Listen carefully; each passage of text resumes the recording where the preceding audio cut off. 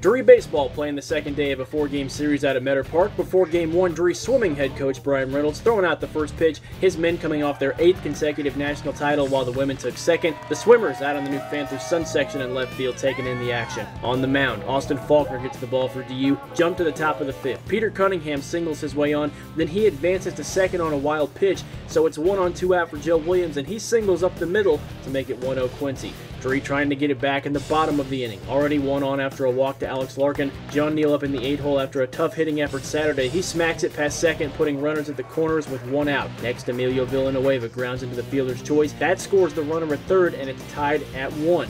Then it's Nick Thimesch, 2 for 2 so far. Not the batter you want to face right now. Villanueva taking advantage of pitcher Taylor Robson's focus on him. He steals second and winds up at third on the throwing error, his 8th of the season on 10 attempts. That sets up Thimesch, who continues his hot streak. RBI single, it's 2-1 Drury. Thimesch steals second, and Brett Neal brings him home. Drury leads 3-1. Drama in the top of the 7th. An RBI triple from Quincy makes it 3-2. Lawrence Zanoni coming in with a runner at third, no outs, and he gets busy. Fans Joe Williams first. Next, Michael Broughton.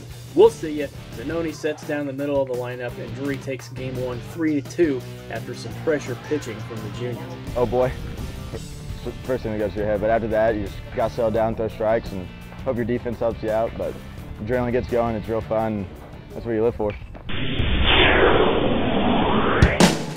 On to Game 2 of the afternoon. Drury looking to take the series 3-1. Tyler Adama gets the ball for the Panthers, and he's in a situation early. Top of the 2nd, bases loaded, 1 out. Peter Cunningham at the plate for the Hawks. He grounds into the fielder's choice, nearly a double play, but he's safe at first. A run scores, and it's 1-zip Quincy. Bottom of the 3rd now. Alex Larkin hits it through the middle of the infield. He was 4 for 4 on the day, and his single puts runners at the corners for Drury with no outs. Then Larkin gets caught stealing second, but Quincy pitcher Tim Haley just airmails it to center. That brings home John Neal, and it's tied at 1. Villanueva strikes out but reaches on a throwing error. That brings up Nick Thimesch, who's just having himself a day. Smacks it to first, RBI single, his 12th of the season, and DU leads at 3-1 after 3. And they weren't done. Next inning, Villanueva back up with runners on the corners, a situation Drury found itself in a lot today. That's not necessarily a bad thing. His chopper scores the runner, Thimesch up in the 2 spot next, and with the way he's hitting today, this isn't even a question. That's RBI number 13 on the year. Drury goes up 5-3. He adds 2 more later. Brett Neal adds a little insurance, his 2nd RBI of the afternoon.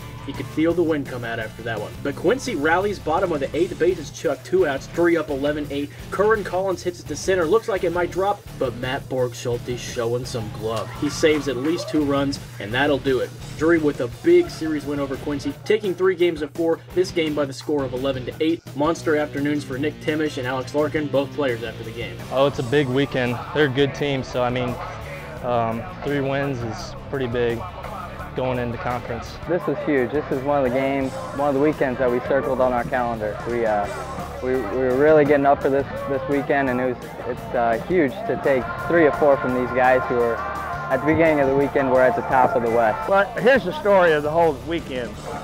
13 errors for them, none for us. We played errorless baseball, made the plays when we had to make them, pretty much advanced runners when we needed to advance them. And regional rankers will come out. This will help us. And the big thing is we need to take this momentum in against Missouri S&T. We play them Tuesday of this week.